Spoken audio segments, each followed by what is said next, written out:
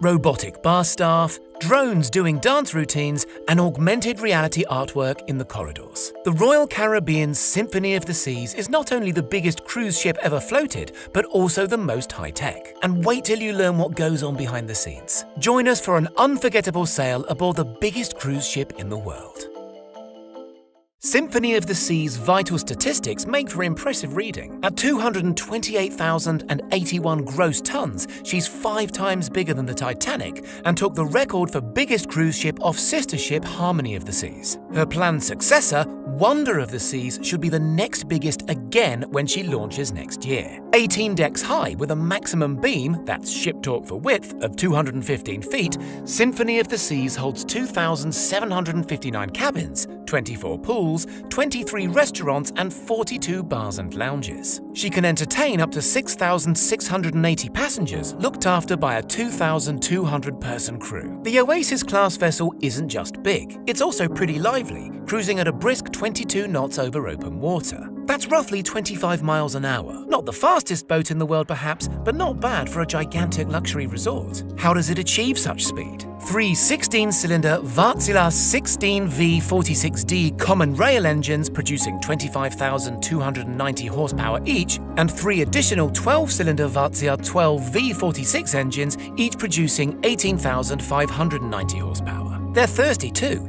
each guzzling up to 13,777 gallons of fuel per engine per hour. The engines are oriented Azipod style. That means each 20-foot wide propeller is mounted on a pod that can swivel to assist steering, which is more efficient than old-school rudders. Symphony's propulsion engines work in concert with 4 additional bow thrusters up front, which are electric-powered and each generate 7,380 horsepower. For comparison, a Tesla Model 3 generates a combined power of about 480 horsepower. Marine engineers are always seeking clever efficiencies to make their energy-hungry fleets more sustainable. Symphony of the Seas incorporates a clever air lubrication system, which injects air into the turbulent layer of water underneath the ship's keel. This reduces friction by up to 1/10, which in turn can cut fuel use by up to 1/4. That's a pretty huge deal. And as a bonus, air lubrication also reduces noise and vibration levels in the aft portion of the ship. Enough about the engines, what are the cabins like? Roughly half of the Symphony of the Seas is made up of cabins, or staterooms to use their fancy name. For the last word in holiday indulgence,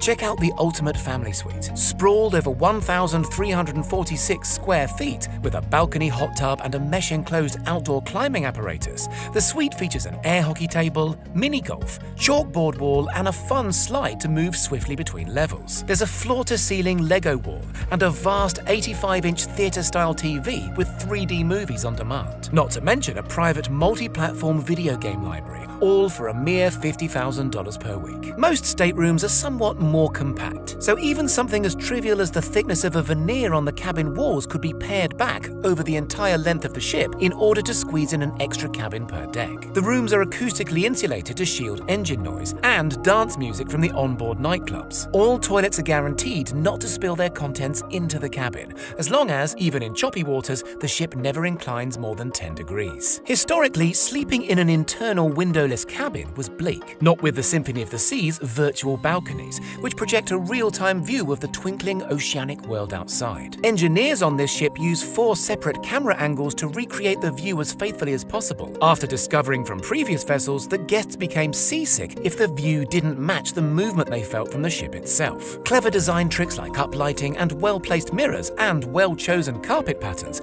also help the smaller staterooms feel less claustrophobic. Similarly, the corridors, which are absurdly long on such a big ship, can freak people out. Architects overcame this by installing fake arches and other obstacles to make the corridors appear shorter. Art is a huge deal on Symphony of the Seas. There's over 13,000 individual artworks on board. More pieces, the company says, than the Louvre in Paris has paintings. One particular highlight in the adults-only solarium section is called Big Wonder. The installation features over 3,800 iridescent acrylic tiles, shimmering in the sunshine and thanks to cunningly integrated LEDs. It weighs 7 tons and covers 241 square meters. Other cool pieces include this spherical classic car on the main concourse, assorted works of augmented reality art that come to life via Royal Caribbean's smartphone app, and a musical staircase to the Windjammer Cafe that lights up and plays musical notes. There's also a surprising amount of nature on board, including 52 trees and 30,000 individual plants in the sprawling Central Park region, one of 7 so-called neighborhoods aboard Symphony of the Seas. At an earlier phase of the design, it was suggested engineers install a grassy lawn, but the prospect of salty air and heavy footfall meant that idea was wisely shelved. So how do the guests keep busy? Ultimate Abyss is a 10-story helter-skelter with pulsing LED lights and sound effects. You climb into an anglerfish's mouth 130 meters above sea level, that's higher than Mount Rushmore, and plummet down the longest slide anywhere at sea. You can zipline across the ship's distinctive internal cavernous open space, 9 stories above the deck. There's a full-sized basketball court and dodgeball arena, and a casino, a comedy club, 2 12-meter climbing walls, a science lab just for kids, and a library. They even host regular parades with fully costumed actors, acrobats, and giant balloon drops, and DJ-led pool parties. The perfect storm is a triple-speed water slide with a swirly champagne bowl at the bottom. And there's a full-on water park festooned with tasteful deck chairs at Splashaway Bay. If all that sounds a bit naff and resorty, why not try a round of glow-in-the-dark laser tag? Or try your hand at surfing on not 1, but 2 12-meter flow rider surf simulators. The aft deck is dominated by an innovative aqua theatre, where Olympic standard divers plunge 9 meters through the air into the deepest pool on any ship anywhere, performing daredevil acrobatics with dazzling light shows and other choreographed theatrics. Not keen on the water? There's a normal theatre towards the bow end, where highlights include the musical Hairspray and a show celebrating the history of aviation with a moon landing and a proper working reenactment of the Wright brothers plane. Oh, and a separate ice rink theatre. In there, award-winning skaters join no fewer than 48 light-up drones performing a futuristic rock opera over 5K laser projections on ice. Still bored? There's an escape room, a gym, a spa, and a running track. Hungry? You're in good hands, with 280 chefs working across 36 kitchens, preparing 100 different menus each week.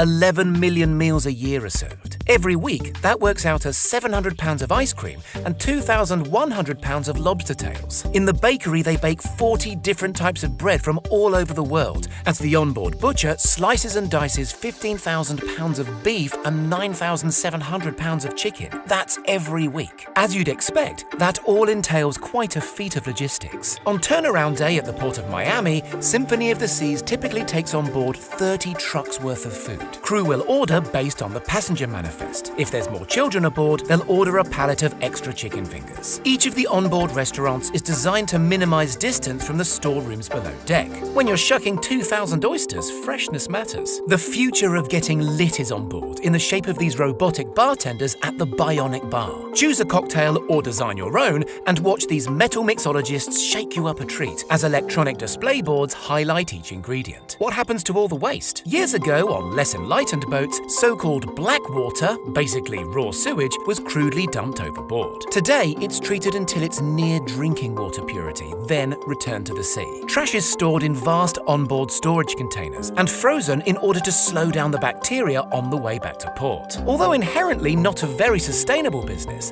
the Royal Caribbean engineers do their best to save energy where possible. For instance, a 2-megawatt steam turbine aboard uses recovered waste heat from the engines to provide power for the staterooms. This, alongside subtle developments in everything from propeller shape to air conditioning control systems, make a difference on Symphony of the Sea's epic scale. What do you think? Do these vast machines get the credit they deserve as tremendous feats of engineering? Let us know in the comments. And don't forget to subscribe for more ship-shape tech content.